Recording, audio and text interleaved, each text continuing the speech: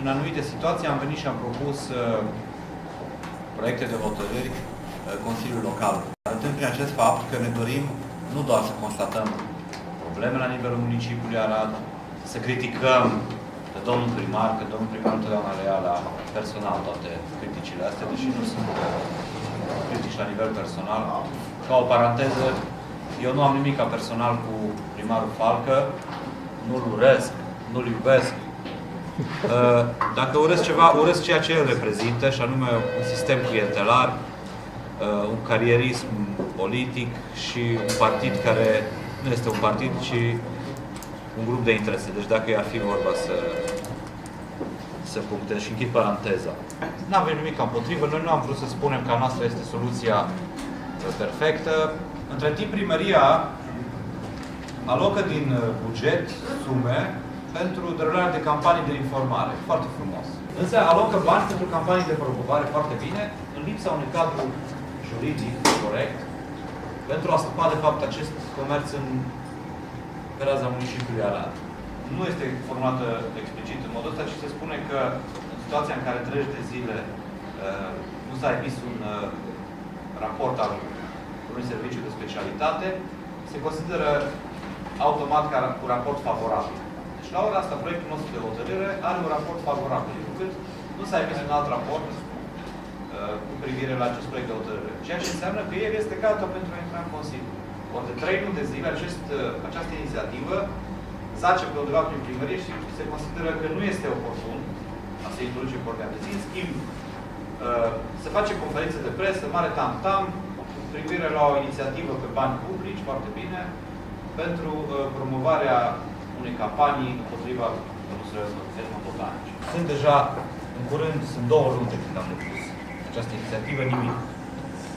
Dar, în schimb, în mod foarte ciudat, la 2-3 zile după depunerea acestui proiect de hotărâre, în mare viteză a fost convocat la Consiliul Județean o masă rotundă cu privire la istoria Aradului și așa mai departe. Ne bucurăm de preocupările astea, le susținem, am și participat la acea masă rotundă, însă nu înțelegem de ce este blocată această inițiativă a Mișcării Ardealene, care nu are nicio conotație politică, aici e vorba de istorie, nu e vorba de partide politice, de fondul muncii, de asumarea răspunderii, de guvernul Boc, de suspendarea primarului Falcă din partid și așa mai departe.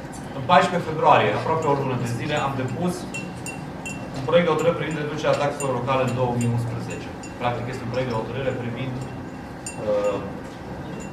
amendarea hotărârii Consiliului Local din decembrie 2010 privind taxele locale pe 2011. Aș dori să menționez că dorim să ieșim din starea asta pozitivă și de pasivitate vis-a-vis de aceste abuzuri, pentru că sunt clar abuzuri ale administrației. Deci nu ai voie să piedici de cei care au dreptul legal să facă să inițieze proiecte de hotărâri și ești obligat să le pui în discuție. Nu poate fi stăpat prin abuz capacitatea noastră dată de lege de a iniția asemenea proiecte de hotărâri. Instituția primarului are obligația, care înseamnă tot aparatul de acolo, are obligația legală să introducă pe ordinea de zi și în procesul de legiferare proiectele de hotărâri depuse de cei care sunt abilitați de lege să le depună. Una din categoriile inițiatorilor stabilită prin lege este cea a consilierilor. Deci un consilier singur, individual sau în asociere cu alți consilieri pot iniția proiectul de hotărâri. Comisia de Petiție a declarat ca admisibilă petiția noastră făcută în anul trecut legat de podul Traian. Admisibilă, să fie foarte clar, nu înseamnă că ni se dă dreptate. Și înseamnă, admisibil, înseamnă că această problemă care noi am ridicat este de competența acelei comisii. Și deci va intra în discuție. Noi n-am contestat la ora asta validitatea fondurilor, special după ce primăria a menționat foarte clar că se va face din surse proprii. Noi contestăm, noi nu am spus de o deturnare de fonduri, noi am spus de o deturnare a scopului proiectului. Ceea ce este cu totul altceva. Dacă se va constata și deturnarea de fonduri, asta e altă treabă, dar nu, acuza noastră nu vine aici. Noi discutăm aici despre un monument istoric, despre o lucrare care trebuia să fie gata în 10 luni și care va fi gata în 2-3 ani, din cauza asta, și de construcția total neinspirată a unui pod în paralel cu podul existent. Avem puncte de vedere ale specialiștilor. Am avut chiar vineri o discuție cu specialiști în cadrul seriilor Mișcării Ardente despre această problemă. Și să știți că niciunde în lume poduri, monumente istorice nu sunt dublate în acest fel. Nici în Londra, nici în Paris, nici în Budapesta și nici în Timișoara.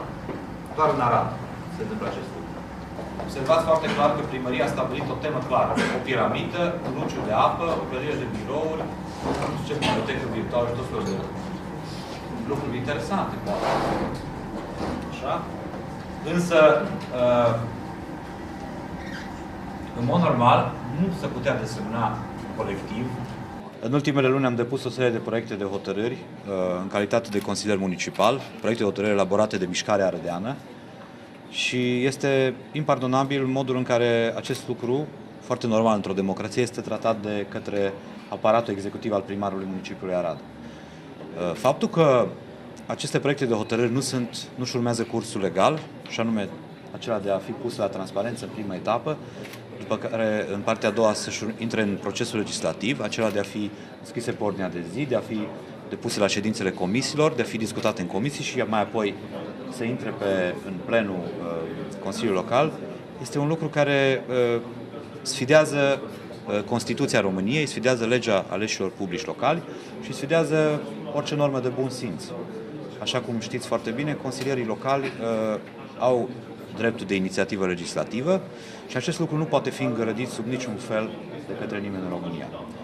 Aș dori, la modul cel mai serios, să transmit prin intermediul dumneavoastră următorul mesaj. Dacă în decurs de 5 zile lucrătoare, începând de astăzi, administrația publică locală nu-și va face datoria constituțională, aceea de a da liber inițiativelor care vin de la consilierii locali, voi uza și eu de un alt drept legal, și anume voi sesiza parchetul privind săvârșirea infracțiunii de abuz în serviciu de către cei care se fac vinovați. Nu vreau să spun că o persoană anume și vom lăsa la latitudinea parchetului să constate cine este persoana care obturează și blochează dreptul constituțional al unui ales local, care reprezintă câteva mii de oameni în municipiul Arad, să promoveze hotărâri de Consiliu Local.